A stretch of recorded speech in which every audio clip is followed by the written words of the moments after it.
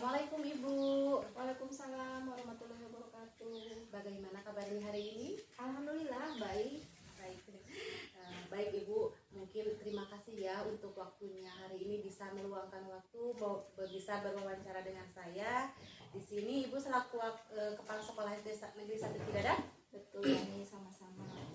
Iya, di sini saya akan mewawancarai Ibu tentang bagaimana cara Ibu mengambil keputusan ketika sedang ada dilema etika dan lain sebagainya ya. Baik.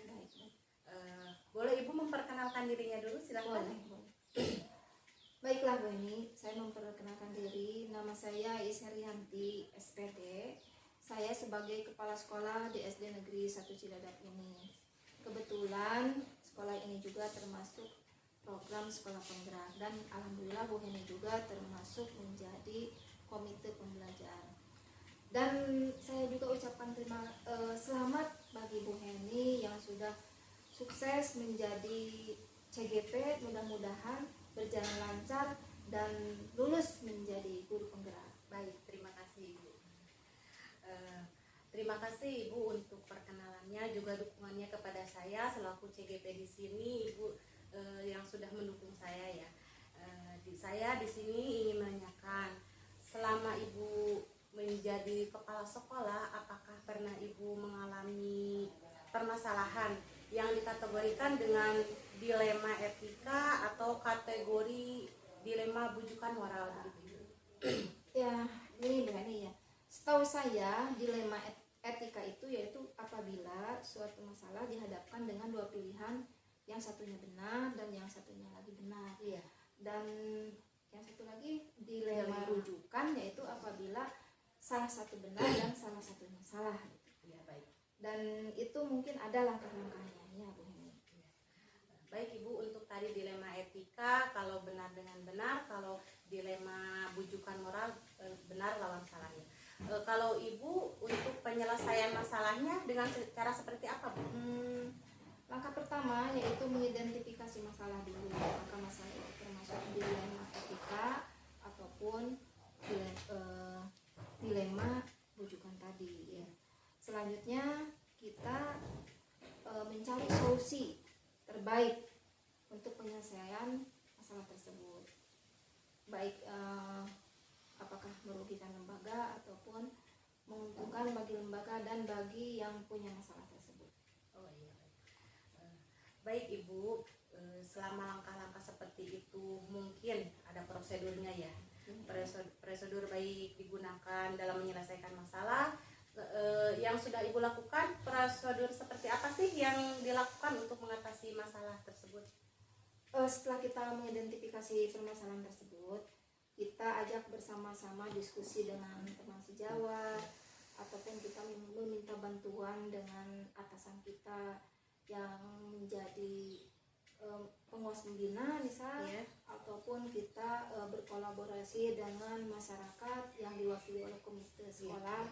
Juga mungkin ada stakeholder yang lainnya, mungkin aparat gitu.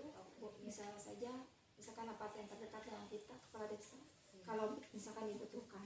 Seperti itu Bu Eni. Jadi mungkin Ibu selalu berkolaborasi ya dengan lingkungan sekitar, dengan aparat dan juga yang terkait dengan masalah tersebut. Baik Bu, untuk di situ cara yang paling efektif nih, yang paling efektif yang telah Ibu lakukan dalam mengatasi masalah dilema etika maupun dilema bujukan moral tersebut, yang paling efektif biasanya dengan cara apa? Selama ini ya Bu Heni, cara yang paling efektif itu yang sudah kita laksanakan, mungkin Bu Heni sendiri bisa merasakannya. Kita itu adakan diskusi ataupun secara kekeluargaan ya. Permasalahan itu dimusyawarahkan bersama-sama dan tidak merugikan sebelah pihak gitu. Diusahakan harus menguntungkan kedua belah pihak, apalagi mungkin bagi yang bersangkutan dan bagi lembaga itu sendiri. Jadi menurut Ibu kalau penyelesaian masalah itu diutamakan supaya bagaimana nih supaya tidak merugikan kedua belah pihak, yang bagus-bagus menguntungkan ya Bu untuk kedua belah pihak tersebut. Baik Bu, apakah nih Ibu dalam penyelesaian masalah tersebut dengan menguntungkan kedua belah pihak, tidak merugikan kedua belah pihak. Cara menyelesaikan masalah itu apakah ada dengan jadwal tertentu atau fleksibel saja gitu Bu, langsung gitu setelah Ibu mendapat masalah, Ibu langsung eksekusi ataupun ada jadwal tertentu?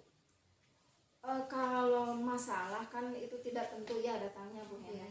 Jadi ada masalah kita rencanakan kan tidak. Iya. Maka dari itu saya selaku kepala sekolah juga mungkin teman-teman di sini menyelesaikan masalah itu secara fleksibel saja dan insiden ya kalau terjadi masalah itu sendiri. Jadi kapan terjadi masalah itulah yang kita lakukan untuk mengatasinya. Jadi tergantung ya Bu ya. Ya, Jadi kalau ada masalah, kalau bisa laksanakan langsung eksekusi, diselesaikan lebih cepat dan lebih baik gitu. baik, lebih cepat lebih baik ya. Nah, dalam penyelesaian masalah yang tadi Ibu katakan kalau ada masalah langsung diselesaikan. Apakah ada faktor-faktor yang bisa mempermudah Ibu dalam menyelesaikan masalah tersebut?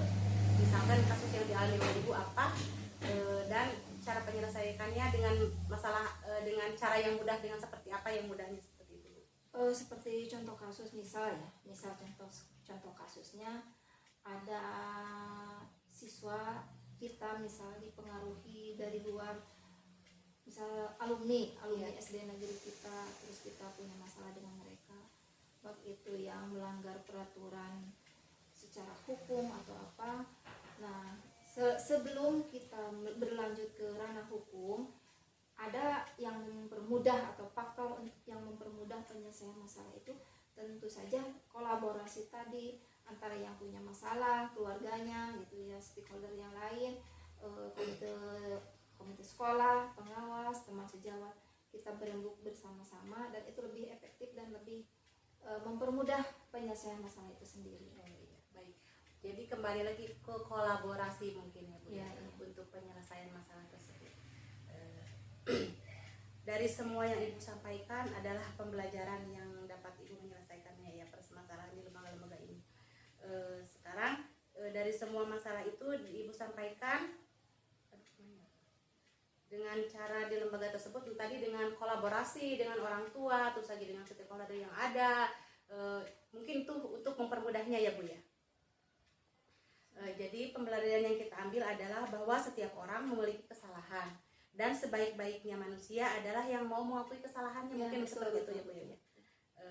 Dari kesalahan kita dan kita supaya tidak mengulang lagi kesalahan yang telah kita buat, tentunya dengan kita pembelajaran flashback ke belakang ya Bu. Iya. Baik Ibu, terima kasih waktunya karena sudah bersedia di sini wawancara dengan saya. Terima kasih banyak Ibu waktunya. Mungkin dari saya cukup sekian. Wassalamualaikum warahmatullahi wabarakatuh. Waalaikumsalam warahmatullahi wabarakatuh. Terima kasih Ibu. Sama-sama.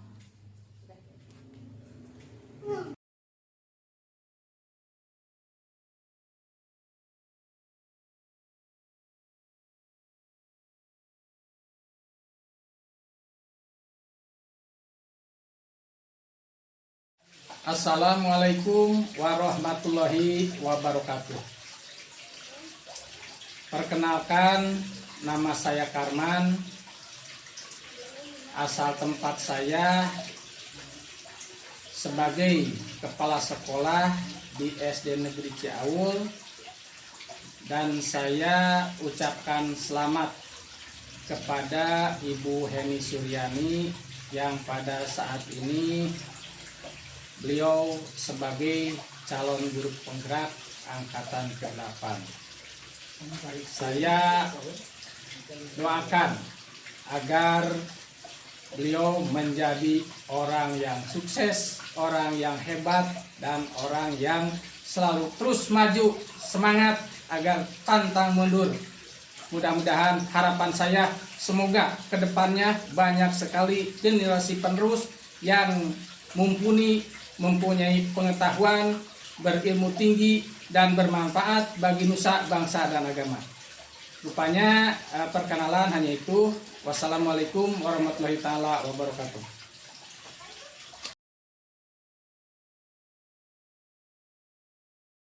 Hai Bapak. Waalaikumsalam warahmatullahi taala wabarakatuh. Sebelumnya saya mau mengucapkan terima kasih karena Bapak telah menyempatkan waktunya untuk melakukan wawancara hari ini dengan saya terkait dengan bagaimana pengambilan keputusan-keputusan berbasis nilai-nilai kebijakan sebagai pemimpin. Bapak di SDN Negeri 1 Ciaul ya, di Kecamatan Cidadak, Kabupaten Sukabumi. Baik Bapak, silakan memperkenalkan diri dulu. Assalamualaikum warahmatullahi wabarakatuh. Perkenalkan, nama saya Rahman. Saya sebagai kepala sekolah di SD Negeri Ciaul, satu kecamatan dengan ini. Oh iya, terima kasih Bapak. Sebelumnya saya mau mengucapkan selamat kepada ibu yang sedang melaksanakan pendidikan calon guru penggerak di angkatan 8. Terus semangat ya Bu, mudah-mudahan ilmunya bermanfaat. Terima kasih Bapak atas dukungannya. Semoga saya menjadi GP yang lebih baik ya Pak. Khususnya untuk diri saya sendiri, umumnya bagi banyak orang ya Pak. Dan bisa menjadikan perubahan yang lebih baik lagi. Amin ya Allah ya Rabbal Alamin. Baik Bapak, di sini saya ingin menanyakan nih, bagaimana cara Bapak mengidentifikasi masalah, baik itu masalah yang dilema etika maupun masalah yang berhubungan dengan bujukan moral. Baik Ibu, menurut saya masalah dilema etika yaitu di mana pilihan benar melawan benar, Ya. sedangkan masalah dilema bujukan moral yaitu dilema pilihan benar melawan salah. Ya, baik Bapak. Nah, pertanyaan kedua nih, bagaimana cara Bapak memutuskan untuk sebuah permasalahan ketika masalah itu sama-sama mempunyai nilai benar melawan benar ataupun yang disebut dengan dilema etika, dan bagaimana cara Bapak untuk mengambil keputusannya? Biasanya saya mencari solusi yang terbaik dengan cara mengidentifikasi, mencari solusi. Tentu saja solusi tersebut baik bagi yang mempunyai kasus dan baik juga bagi lembaga. Ya, baik Bapak. Jadi dapat saya simpulkan di sini ya. Dapat saya simpulkan, Bapak dalam mengambil keputusan itu harus baik untuk semua pihak ya Pak, baik untuk lembaga dan si yang mempunyai kasusnya itu sendiri. Bukan begitu Bapak? Betul sekali. Ya. Nah, di sini nih dalam menyelesaikan masalah biasanya nih langkah-langkah seperti apa nih yang Bapak lakukan untuk menyelesaikan masalah? Jika terjadi kasus masalah, biasanya saya mencari penyebab. Apa itu penyebabnya, permasalahannya. Setelah itu saya mengidentifikasi permasalahan tersebut. Dan biasanya saya melaksanakan kolaborasi atau minta pendapat orang sekitar untuk memutuskan solusi dari permasalahan tersebut, supaya solusi yang saya ambil tidak merugikan kedua belah pihak, terutama keputusan yang harus berpihak kepada murid. Baik Bapak, di sini dapat saya simpulkan ya.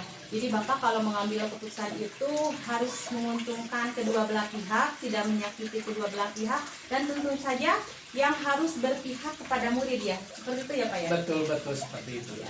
Baik Bapak, dari masalah permasalahan yang terjadi nih, apakah nih Bapak nih punya cara atau trik tertentu nih yang biasa Bapak lakukan, yang paling efektif yang biasa Bapak lakukan untuk mengatasi masalah tersebut? Triknya apa nih, solusinya? Cara yang paling efektif biasanya saya selalu mengajak berkoordinasi dan berbicara langsung dengan yang mempunyai masalah.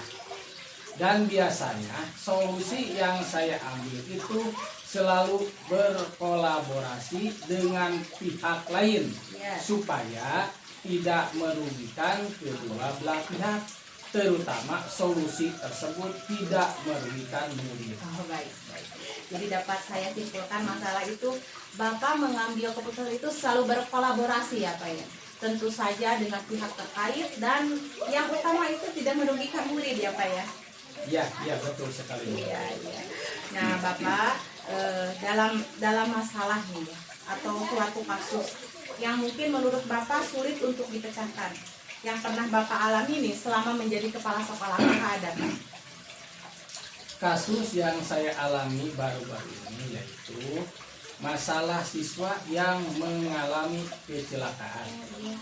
Tapi pas kenaikan kelas menjadi perbincangan karena siswa tersebut sudah lama tidak bersekolah dan ada sebagai guru yang berpendapat bahwa siswa tersebut jangan dinaikkan kelas. Tapi wali kelas berpendapat bahwa siswa tersebut selalu terjadi kecelakaan. Siswa tersebut aktif dan rajin sekolah. Setelah kecelakaan, mungkin dia merasa minder ataupun belum sembuh benar sehingga siswa tersebut tidak masuk sekolah dengan jangka waktu yang lama. Dalam penyelesaiannya tentu saja harus berpihak pada murid, yaitu siswa harus tetap dinaikkan kelasnya, karena tidak siswa tersebut pasti akan lebih minder dan akan semakin tidak percaya diri. Oh, jadi baik Pak. Jadi tetap dinaikkan ya siswa tersebut begitu Pak ya?